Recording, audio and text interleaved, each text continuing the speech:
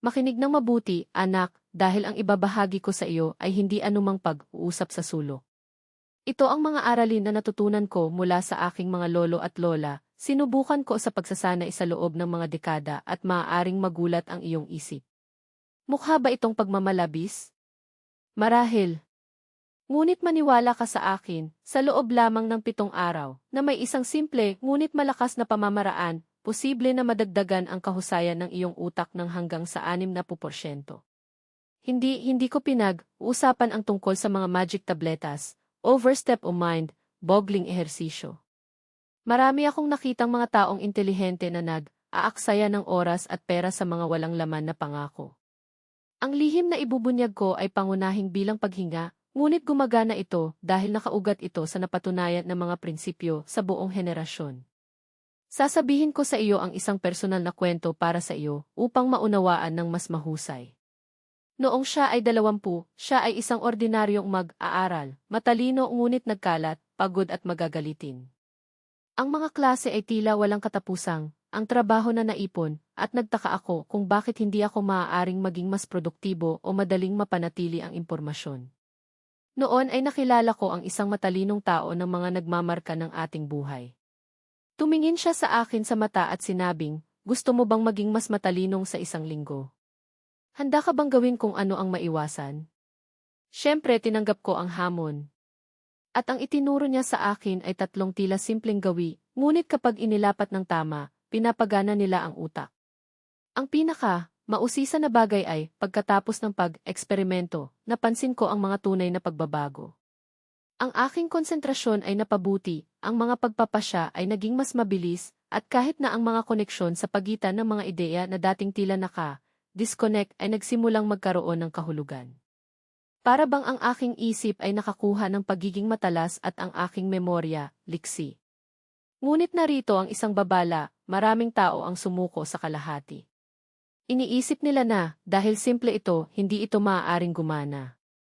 Ito ay tiyak na error na pumipigil sa kanila mula sa pag-aani ng mga resulta. Ngayon magbayad ng pansin, dahil detalyado ko ang pamamaraan na maaaring magbago ng iyong gawain sa loob lamang ng 7 araw. At hindi ito teorya, ito ay isang praktikal na gabay, hakbang-hakbang para mag-apply ka ngayon. Ang unang mahalagang punto ay upang maunawaan kung bakit ang karamihan sa mga tao, kahit na gusto ng marami, ay hindi maaaring bumuo ng kanilang katalinuhan. Ang sagot ay nakasalalay sa kakulangan ng disiplina upang magpatibay ng mga gawin na, bagaman pangunahing, ay nangangailangan ng pareho. Bumaba tayo sa negosyo. Ang trick na nagpapabuti sa isip 60% sa isang linggo ay batay sa 3 pangunahing mga haligi. Ang una sa mga ito ay pagmumuni-muni ng umaga. Huminahon, hindi mo kailangang on ang isang monghe o gumugol ng maraming oras sa katahimikan. 10 minuto lamang sa isang araw sa simula ng araw upang idiskonekta mula sa panlabas na ingay at tumuon sa iyong sariling mga saloobin. Noong nagsimula ako, naisip kong magiging isang pag-aaksaya ng oras. Ngunit sa ilang araw, napagtanto ko na ang mga pagkagambala, tulad ng mga abiso sa telepono o kahanay na pag-uusap ay hindi gaanong nakakaapekto sa akin. Naaalala ko ang isang oras sa kolehiyo kapag kailangan kong palamutihan ang mga bundok ng nilalaman para sa mga pagsubok sa ekonomiya. Matapos isama ang mga minuto na ito ng konsentrasyon sa umaga, naging mas madali ang pagsipsip ng materyal. Sinimulan niyang makita ang kakanyahan ng mga konsepto sa halip na mawala ang aking sarili sa mga hindi naugnay na detalye. Ang pangalawang haligi ay aktibong pagbabasa. Ito ay hindi gumamit lamang ng flipping sa pamamagitan ng mga pahina, kinakailangan na basahin ng mailayunin, paggawa ng mga tala, sumasalamin sa nilalaman at ilalapat ito sa iyong katotohanan. Nilamon ko ang mga talambuhay ng mahusay na mga nag-iisip, negosyante at pinuno. Ang bawat libro ay isang klase kung paano malutas ang mga problema at kung paano ang isang solong ideya ay maaaring maging buhay. Isang manghang halimbawa, sa 25, mayroon akong isang profesional na krisis. Ang lahat ay tila nagkamali at ang aking self-confidence ay inalog. Ito ay isang gawain sa gawain ng isang sikat na mamumuhunan na gumawa sa akin ng solusyon. Napag-usapan niya ang tungkol sa disiplina, pang-araw, araw na pagpaplano at sistematikong diskarte sa pag-aaral.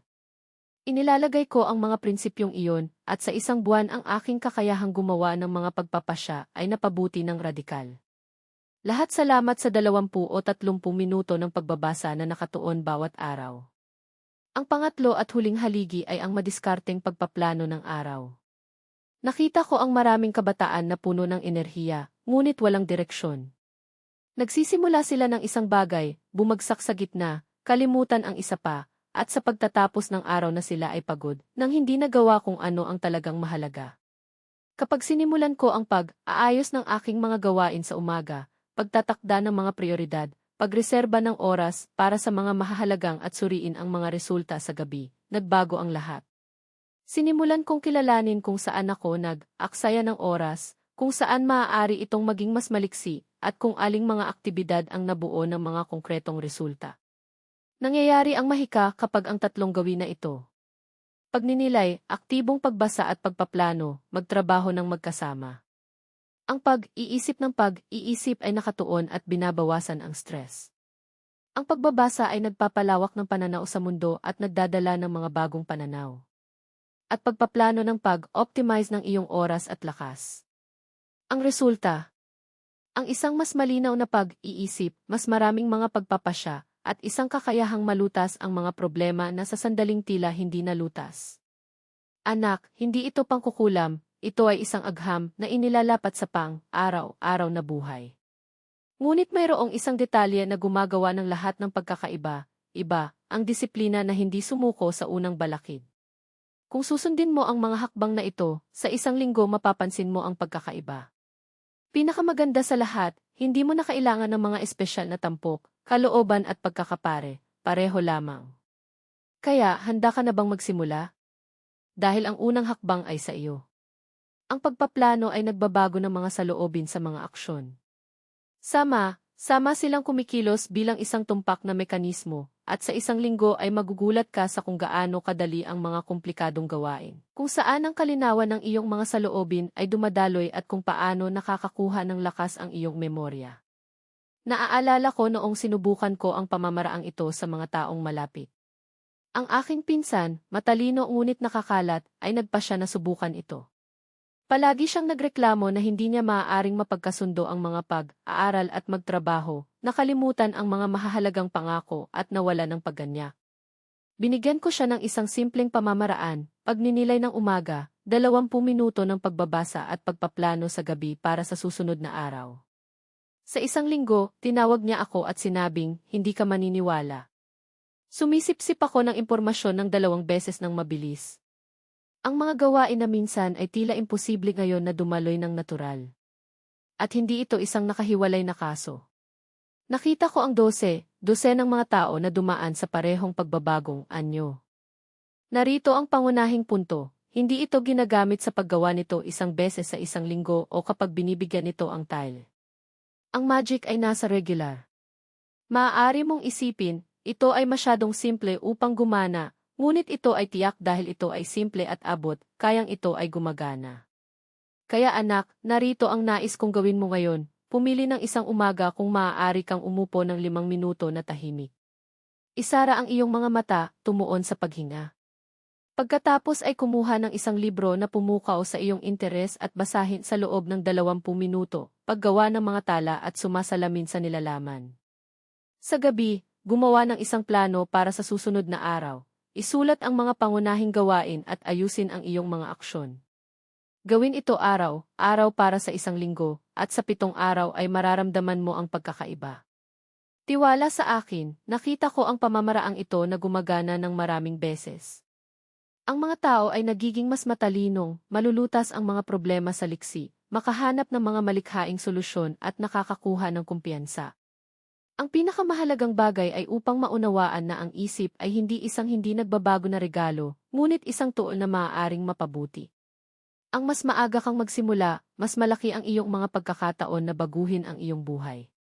At hindi ito magic, disiplina ito, pansin sa detalye at tamang pagkakasunod, sunod ng mga aksyon. Kung nangangako kang magsanay araw-araw, ang iyong utak ay magiging mas malakas, malinaw at mahusay sa isang linggo lamang. At iyon lamang ang simula, dahil ang kakayahang mag-isip ng mabilis at malalim ay magbubukas ng mga pintuan na hindi mo inisip na umiiral. Ngayon ay napunta kami sa puso ng tanong, anak, ang oras upang isahin ang lahat ng mga piraso at maunawaan kung bakit ito gumagana. Sa mga minuto na ito, ibinahagi ko sa iyo ang isang simpleng lihim kung paano huminga, ngunit malakas bilang karunungan ng ninuno. Ang isang lihim na gumagawa ka ng mas matalinong, tumutulong na mag-isip ng malinaw at gumawa ng mas mabilis na mga pagpapasya. Ngunit oras na ngayon upang maisagawa ito at malaman kung paano magpatuloy. Una, maunawaan, ang isip ay isang tool, hindi isang nakapirming katangian. Hindi ka ipinanganak na may isang paunang natukoy na antas ng katalinuhan. Maaari mo itong paunlarin araw-araw, pagsasanay sa iyong konsentrasyon, pangangatuwiran at enerhiya.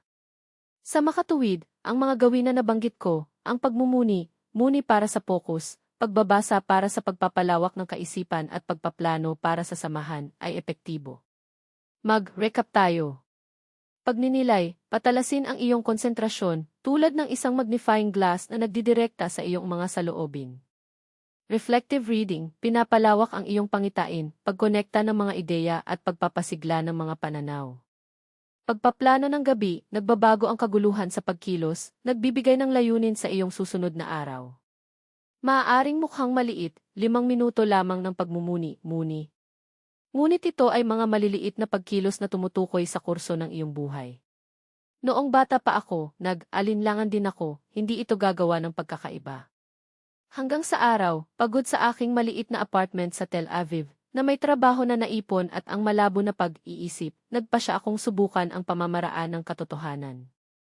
Umupo ako, nagmumuni, nagbasa ng mabuti, isinulat ang aking plano para sa susunod na araw. At nahulaan. Kinabukasan, nagbago ang lahat.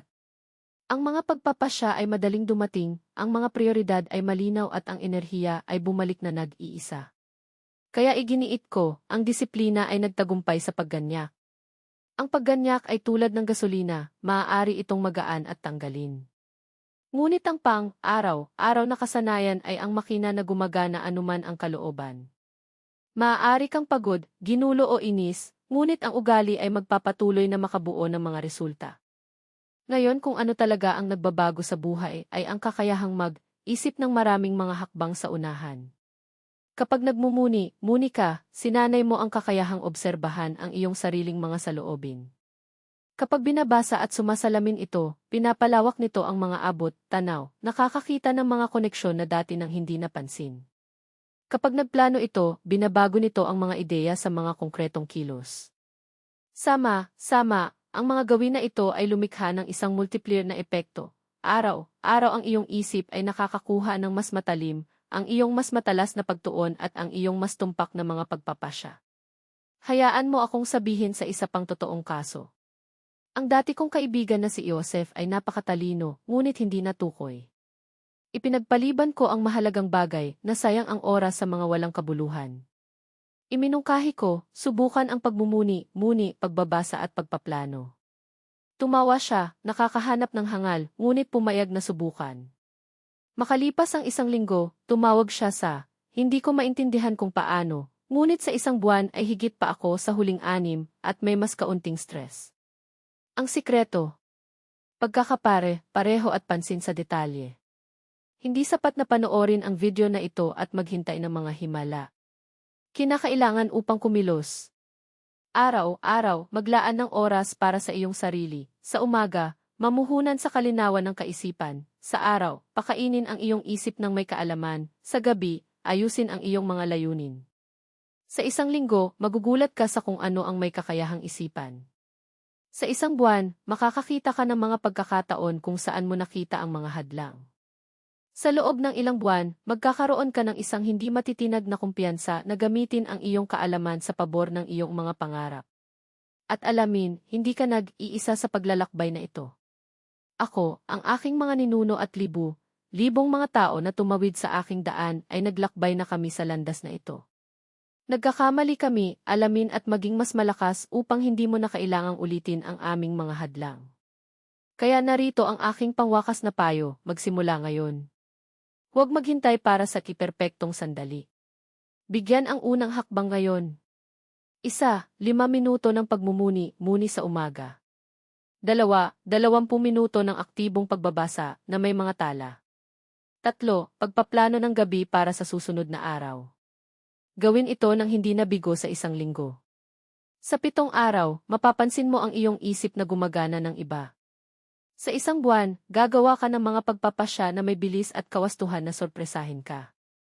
Sa isang taon, ito ay isang tao na nag-iisip ng madiskarteng, plano na may kasanayan at pagkamit ng mga layunin na tila hindi maabot. Sa wakas, anak, tandaan, ang buhay ay patuloy na pag-aaral. Ang bawat araw ay isang pagkakataon upang maging mas matalino, mas malakas at mas handa. Huwag tumigil dito. Sundin ang landas na ito dahil marami pa rin upang galugarin, kahit na mas malakas na pamamaraan, mga diskarte upang mapahusay ang iyong isip at ibahin ang anyo ng iyong mga resulta. Ang kaalaman ay nasa iyong maabot, kumilos ka lang. Magkakaroon ka ng pag-access sa mga pamamaraan na napapaloob sa oras na talagang gumagana.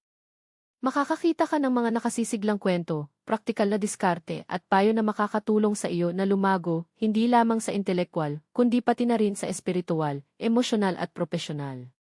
Anak, ang lihim ng tagumpay ay simple ngunit nangangailangan ng pagkilos. Nasa kamay niya. Magsimula ngayon nang hindi ipinagpaliban at sa isang linggo lamang ang iyong buhay ay magsisimulang maging mas mahusay. Malalaman mo na ang mundo ay hindi komplikado sa tila at ang iyong isip ay may kakayahang pambihirang mga nagawa. Kaya sige, kumilos, alamin, magplano at magbago.